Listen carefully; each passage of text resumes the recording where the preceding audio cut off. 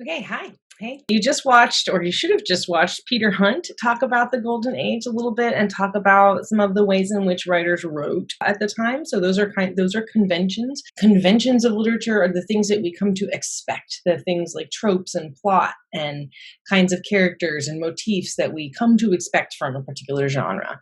So the genre of golden age literature then is characterized, as Hunt said, by a particular way of talking to children. Also characterized by a number of other things. We already mentioned that they construct children as innocent. So one of the ways that that manifests is to reduce the amount of sexuality or to reduce representation of sexuality. You don't see that in the golden age children's literature. We really don't see sexual relationships or romantic relationships being represented for children. They're presented as sort of, again, romanticized, asexual, innocent, that sort of thing. They also, in many ways, are not as overtly political as maybe some other texts are. Oftentimes, they're sort of removed from overt politics. Sometimes that's because they're in like a fantasy world, for example. The narration is often focused around a child character. So one of the things that's often true in Golden Age literature is that a child is the protagonist or the hero or the main person in the story. There are also often whimsical, marvelous, magical elements. So a lot of fantasy elements come into Golden Age children's literature in particular. Things that are not scientifically possible in our present day from what we know, right? Things like magic and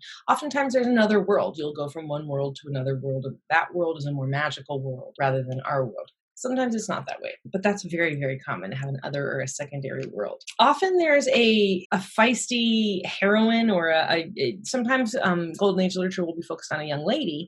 And part of that happens because in the Victorian upper classes, boys and girls were treated the same up until they sort of got to be a little bit older. They were treated the same. So the little girl as a stand-in for like the male writer is kind of common in the Golden Age. And you see that with Alice. There's often an exploration of the relationship between childhood and adulthood. What does it mean to be a child? What does it mean to be adult? How does it mean to like transverse those two worlds of childhood and adulthood? There's a shift away from being so didactic, which is part of what Peter Hunt was talking about, focusing on educating through entertaining rather than just blah, blah, blah, blah.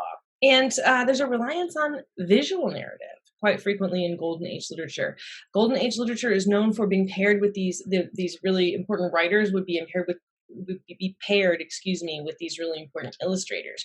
And oftentimes the illustrations are just as compelling or more compelling than the writing, and they go together intimately. So that's part of the Golden Age, something that eventually turns into picture books. Okay, those are some of the main elements. Often we see a lot of action and a little bit less psychology, so the children will do things rather than like sort of wonder and think about them. But that's not entirely true either. That sometimes is the case. So those are some of the main conventions of Golden Age literature. Maybe you'll notice some others, but one of the things I'm going to ask you to do is to write about how you see some or all of those conventions in Alice in Wonderland.